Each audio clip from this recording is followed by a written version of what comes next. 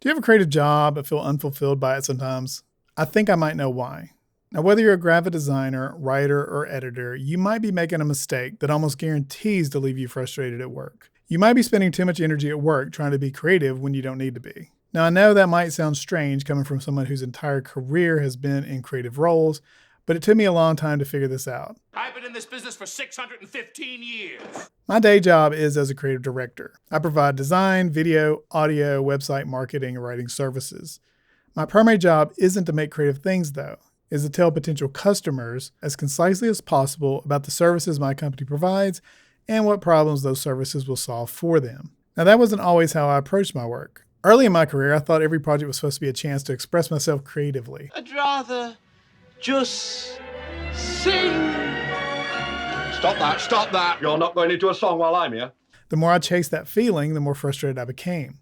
These days, no one at work is expecting me to be the next Hemingway when I write marketing copy. I don't have to think that way. They don't think that way. I just have to think, what problem is my company trying to solve for our customers, not, does this sound pretty enough? That shift changed how I approached my job. I stopped asking, how can I make this more creative? And started asking, how can I make this more useful? I not only got better at my job, but it helped me get rid of that unfulfilled feeling. Now, I'm primarily talking about your typical creative in a business-to-business type company. There are certain exceptions, like if you are an animator working on a TV show, that audience is different from a corporate audience. That person is working to entertain people, but my job is to inform people. So I'm not saying all creative jobs are the same. In this video, I'm talking about a specific type of creative job.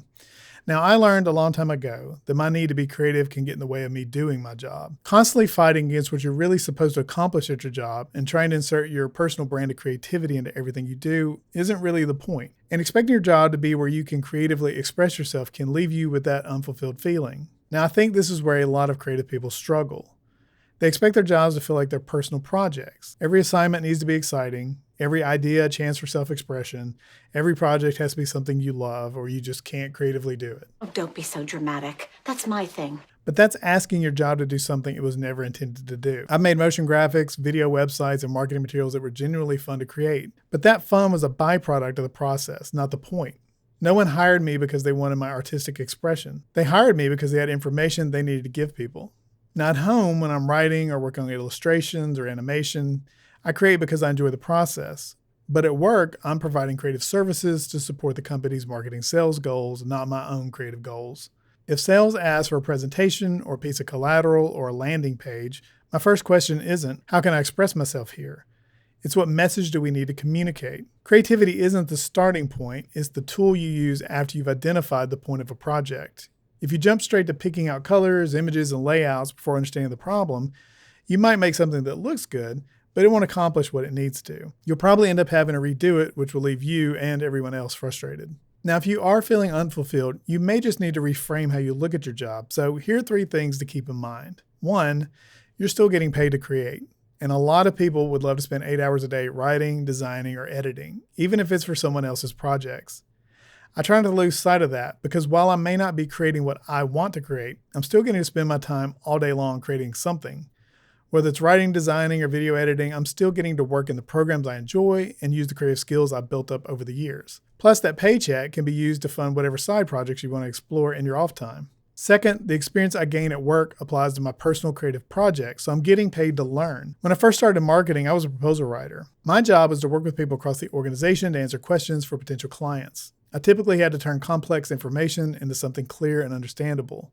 The lawyers who reviewed my work taught me more about concise communication than I ever learned in a writing class. That writing process was very different from how I was taught to write in college, so I became a better business writer by learning on the job. Those lessons have helped me in everything I've written since. That's the same for my video editing, WordPress experience, and design work. Those are all skills I can apply to my personal projects that I probably wouldn't have explored if they hadn't been needed for my job.